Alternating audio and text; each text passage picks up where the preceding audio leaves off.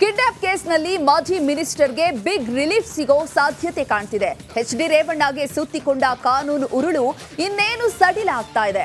ಇಡೀ ಪ್ರಕರಣಕ್ಕೆ ಹೊಸ ತಿರುವು ಸಿಕ್ಕಿದೆ. ಅದಕ್ಕೆ ಕಾರಣವೇ ಈ ವಿಡಿಯೋ.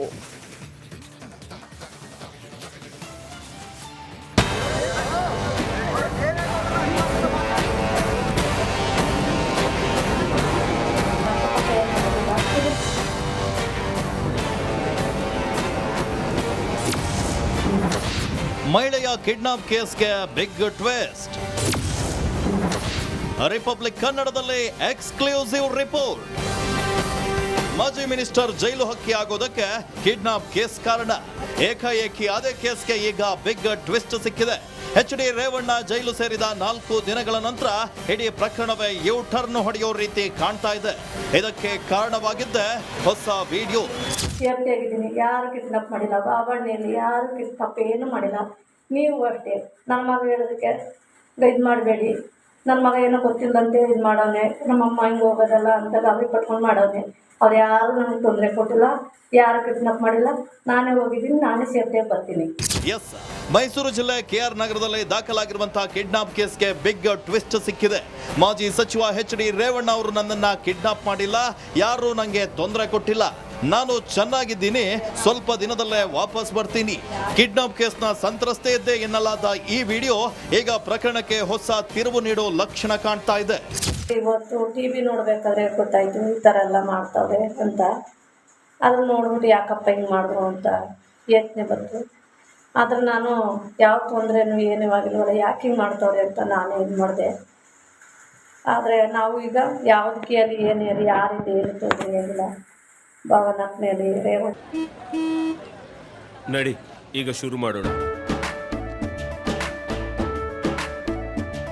ಕೇಸರಿಯಿಂದ ಮನೋಲ್ಲಾಸ ಮನಸ್ಸು ಮತ್ತೇರಿ ಕುಣಿದಾಡಿದೆ ನೋಡು, ಮನಸ್ಸು ಮತ್ತೇರಿ ಕುಣಿದಾಡಿದೆ ನೋಡು. ಕ್ಷಣ ಕ್ಷಣವೂ ಆಚರಿಸಿ ಕೇಸರಿ ಹಬ್ಬ. ವಿಮಲ್ ಬಾಯಲ್ಲಿ ಹೇಳಿ ಕೇಸರಿ.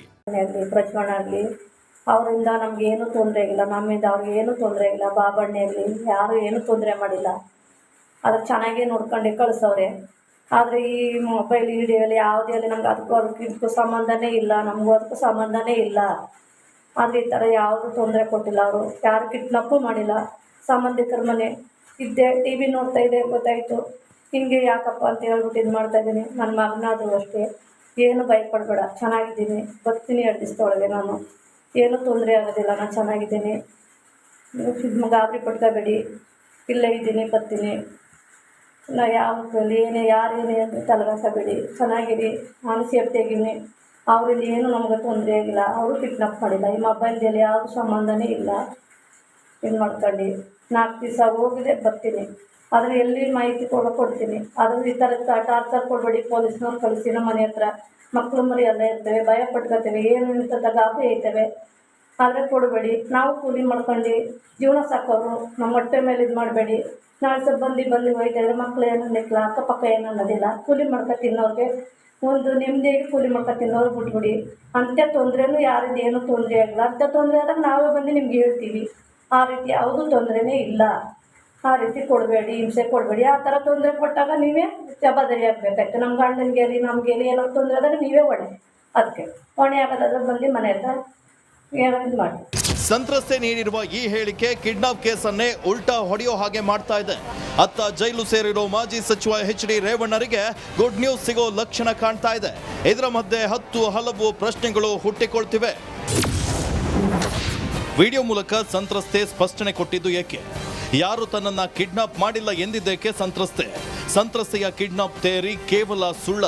ಎಚ್.ಡಿ. ರೇವಣ್ಣ ವಿರುದ್ಧ ಒಳಸಂಚು ನಡೆದಿತ್ತ, ಅಥವಾ ಇದು SIT ತನಿಖೆಯ ದಿಕ್ಕು ತಪ್ಪಿಸುವ ಪ್ರಯತ್ನವ? ಮಗನಿಗೆ ಹೇಳದೆ ಸಂಬಂಧಿಕರ ಮನೆಗೆ ಹೋಗಿದ್ರ ಸಂತ್ರಸ್ತೆ? ಕಿಡ್ನಾಪ್ ಬಗ್ಗೆ SIT ಎದುರು ಸಂತ್ರಸ್ತೆ ಸುಳ್ಳು ಹೇಳಿದ್ರ? ಅಂದು ಕಿಡ್ನಾಪ್ ಎಂದವರು ಇಂದು ಉಲ್ಟಾ ಹೊಡೆದಿದ್ದೇಕೆ? ಸಂತ್ರಸ್ತೆ ಹಾಗೂ ಕುಟುಂಬದ ಮೇಲೆ ಒತ್ತಡ ಹೆಚ್ಚಾಯ್ತಾ? ಈ ಸತ್ಯ ಹಿಂದೆನೆ ರೇವಣ್ಣ ಸಾಹೇಬನ್ನ ಅರೆಸ್ಟ್ ಮಾಡೋಕ್ಕೂ ಮೊದಲೇ ಅದು ಗೊತ್ತಿತ್ತು. ಕಿಡ್ನಾಪ್ ಮಾಡಿಲ್ಲ, ಇದು ಉದ್ದೇಶಪೂರ್ವಕವಾಗಿ ಸರ್ಕಾರ ಪಿತೂರಿ ಮಾಡಿರ್ತಕ್ಕಂಥದ್ದು. ಅಳಿಯನ ಮನೆಗೆ ನಿಮ್ಮ ಬಂದಿದ್ರು, ನಮ್ಮ ಮನೆಗೆ ಬಂದಿದ್ದರು, ಇಲ್ಲಿಂದನೇ ಕರ್ಕೊಂಡು ಹೋಗಿದ್ದಾರೆ ಅವರು ಅಂತ ಅವರು ಕೂಡ ಹೇಳಿದ್ದಾರೆ. ಸಂತ್ರಸ್ತ ಮಹಿಳೆನೂ ಕೂಡ ಈಗ ಟಿ ವಿಲಿ ನೋಡ್ತಾ ಇದ್ವಿ ನಾವು. ಎರಡೂ ಕೂಡ ಟ್ಯಾಲಿ ಇದೆ. 100ಕ್ಕೆ 100 ರೇವಣ್ಣವರು ಕಿಡ್ನ್ಯಾಪ್ ಮಾಡಿಲ್ಲ ಅನ್ನೋದು ಸಾಬೀತಾಗುತ್ತೆ. ಸದ್ಯ ಒಂದ್ ಕಡೆ ವಿಡಿಯೋ ಹೊಸ ಸಂಚಲನವನ್ನ ಸೃಷ್ಟಿಸಿದ್ರೆ, ಇದರ ಮಧ್ಯೆ HD ರೇವಣ್ಣ ಜಾಮೀನು ಅರ್ಜಿ ವಿಚಾರಣೆಗೆ ಬರಲಿದೆ. ಇದೇ ವಿಡಿಯೋವನ್ನ ಇಟ್ಕೊಂಡು ರೇವಣ್ಣ ಪರ ವಕೀಲರು ವಾದವನ್ನ ಮಂಡಿಸ್ತಾರಾ, ಜೈಲು ಹಕ್ಕಿಗೆ ಸೆರೆವಾಸದಿಂದ ಮುಕ್ತಿ ಕೊಡಿಸ್ತಾರಾ ಅನ್ನೋದು ಕುತೂಹಲವನ್ನ ಕೆರಳಿಸಿದೆ. Bureau report, Republic Kannada.